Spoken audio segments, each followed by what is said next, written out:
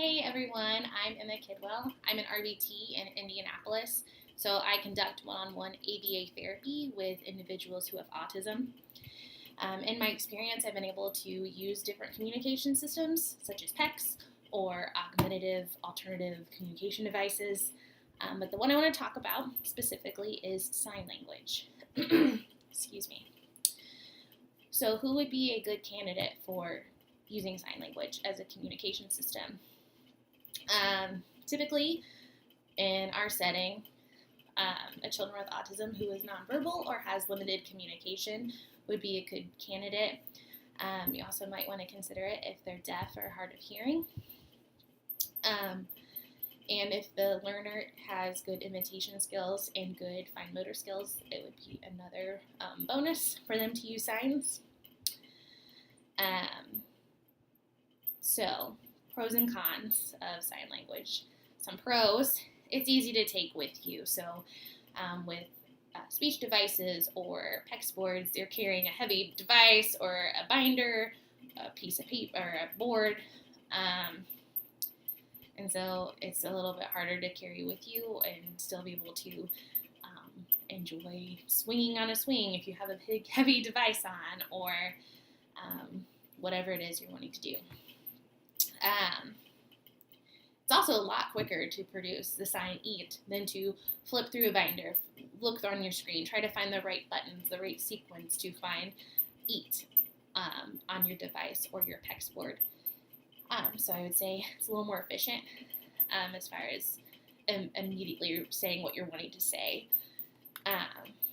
Some cons, if you don't have good imitation skills, it's going to be a little more difficult for you. There's a lower, acquisition rate in general to signs. It's a little harder to pick up on it versus PEX or a speech device. And although American Sign Language is definitely utilized a lot, it's not a language everyone speaks. If a client was out in the community and they went up to a stranger and said ball, would they be able to know, would the stranger know what they're trying to say? Maybe not. But if they pull a picture of a ball off a PEX board and hand it to a stranger, they'll probably be able to understand they're wanting a ball. So, like any early learner who's trying to learn to communicate, you want to start with man training. Much like any physical prompt hierarchy, going from most to least, it's pretty similar. You would start with a full physical prompt, then you'd go to partial physical, then model, and then gesture, and then they would hopefully be doing the response independently. So I really like my cell phone, so I'm going to use phone as an example of the hierarchy. Let's say I'm reaching for the phone, or my client's reaching for the phone, and they're not asking for it. So I would full physically prompt, this is me, this is my client. I would full physically prompt the response, put it up to their head, phone, and then automatically reinforce that, or immediately reinforce that, I should say. Next it would be partial physical, so maybe I'll help them make it and kind of fade myself away, and then they mostly do it on their own, I guess. Phone. Then you would move on to a model. So I would just say, hey, phone, and then they would say phone themselves. Gesture, maybe point to their hand while I'm holding the phone, like, you can tell me phone, and they would say phone. And then finally they would get independent responses.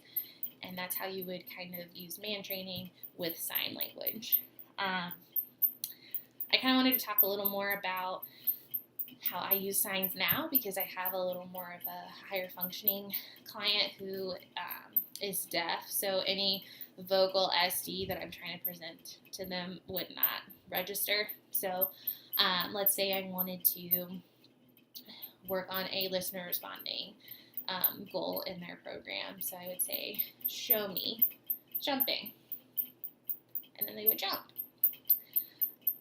If I was working on a imitation skill, I could say, copy me, and then clap. And then hopefully they would also clap.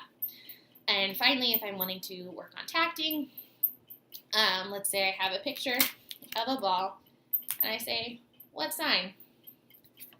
And they see this picture, and they would say ball.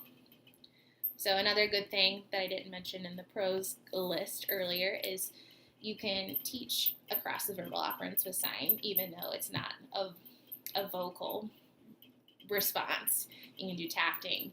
You can do imitations. I know that's not a verbal operant. You can do interverbals. And you can do ands. You can do all kinds of things with signs. So that is all I have on sign language. I hope that you found something useful from it, or from this video, and thanks for watching.